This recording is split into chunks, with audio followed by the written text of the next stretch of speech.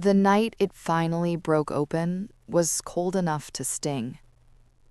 Not the kind of cold that screams, the kind that just settles in your bones and waits. I was 35 then. My name doesn't matter much anymore. What matters is that my daughter was 7, still swinging her legs under chairs that were too tall for her, still believing adults meant safety.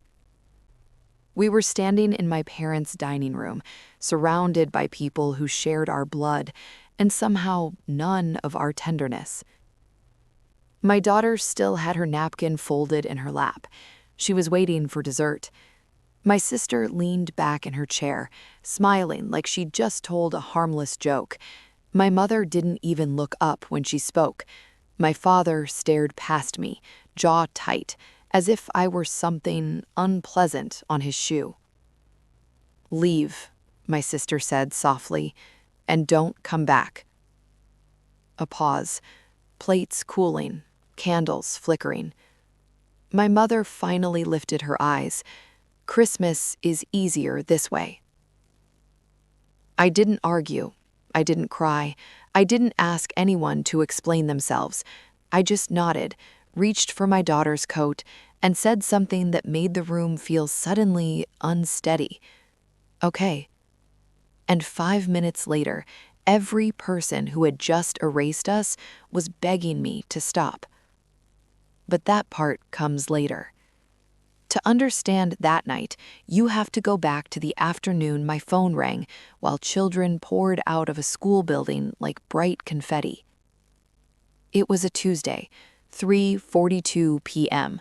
I remember because I kept staring at the clock, annoyed I was early. Unknown number. I almost ignored it. The voice on the other end was calm, in the way professionals learn to be when lives are falling apart on their shift. There had been an accident. My husband hadn't survived. I don't remember driving. I don't remember who picked up my daughter. I remember fluorescent lights. I remember a hallway that smelled of disinfectant and old coffee. I remember a doctor saying words that didn't belong together. "He's gone."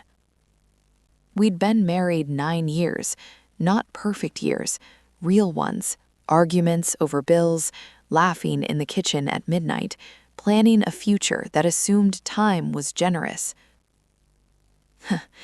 I used to roll my eyes when he talked about insurance. "Just in case," he'd say. 4 days later, I buried him. My family came dressed in black. They hugged me. They told me I was strong. They told me I'd be okay.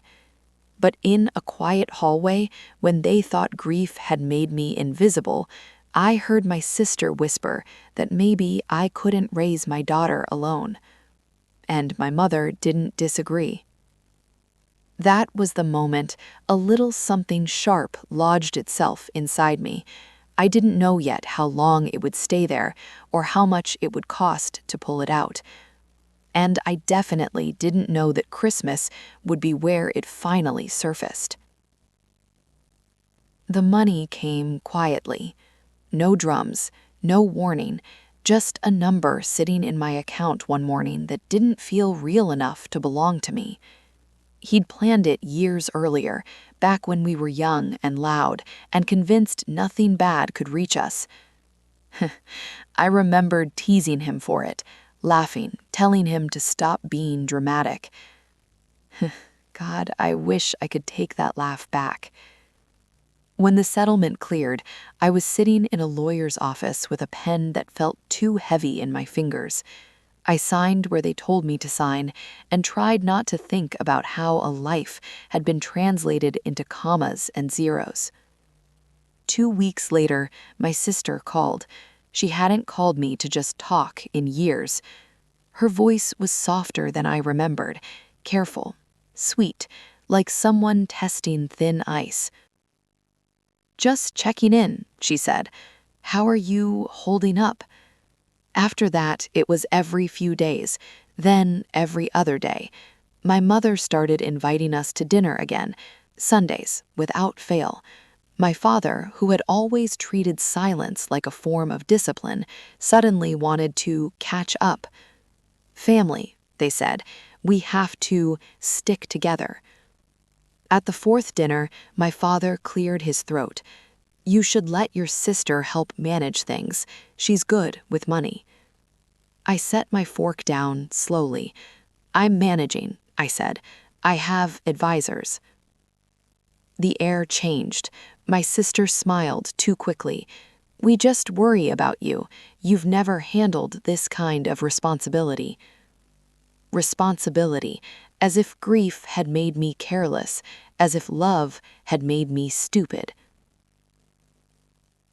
After dinner, as I was helping my daughter into her jacket, a thin hand wrapped around my wrist. My grandmother's fingers were papery but firm.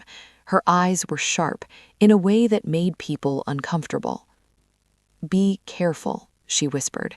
Not everyone here wants you safe. She pressed a folded paper into my palm and shuffled away before I could ask anything. I didn't open it until later that night. A phone number, 3 words written shakily. Call him. I didn't. I told myself I was imagining things. That grief had turned my shadow longer than it should be. 6 months passed. The concern sharpened. Conversations shifted. My sister talked about bills, about stress, about how hard it must be to sit on money while other people struggled. Then one night, my daughter came home quieter than usual. She curled into herself on her bed and stared at the wall like it had said something unkind to her. It took a long time before she spoke. Grandma said, her voice woggled, she wished Daddy was here instead of you. The room tilted. I held my child while she cried into my shoulder, while something inside me cracked so softly I almost missed it. That night, a cousin messaged me, asking if I was gambling. I stared at the screen, breath shallow, and finally unfolded the paper my grandmother had given me. I dialed the number. The line clicked. A man answered, and with his first sentence, I realized I hadn't been imagining anything, not even a little. And suddenly, Christmas felt closer than it should have. He didn't waste time. That money, the man said, voice low and steady, is already being discussed as if it isn't yours. I sat on the edge of my bed, one hand gripping the mattress, the other pressed flat against my thigh, like I could keep my body from floating away. I don't understand, I said. You're not meant to, he replied. You're meant to agree. He explained slowly, carefully, like someone walking me through a dark room he already knew by heart. There had been conversations, quiet ones, about guardianship, about what would be best for the child, about how grief could make people unstable, about how courts liked families that looked organized. My sister's name came up more than once, my mother's too. I hung up the phone and I sat there until dawn broke through the curtains in thin, accusing lines. The next weeks felt like chess, played in whispers. Bank statements went missing. Documents arrived that I'd never signed. A school counselor asked me too casually if everything was okay at home. My mother started dropping by unannounced, inspecting cupboards, checking laundry, making notes with her eyes. One afternoon, I found my sister in my kitchen. She didn't knock. I used the spare key, she said, lightly.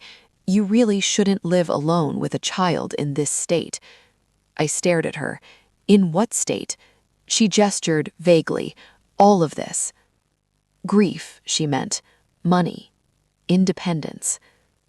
That night, I packed a folder. Every statement, every message, every date and time that had ever felt wrong. And I called the man again. You have 2 choices, he said. You wait until they make their move, or you make yours first. So I did. something no one expected.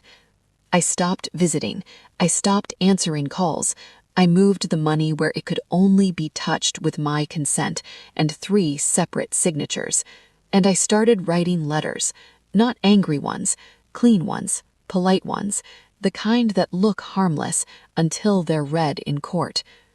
By the time December arrived, the house felt lighter, quieter, safer, which is why I almost said no when my mother called on December 23rd.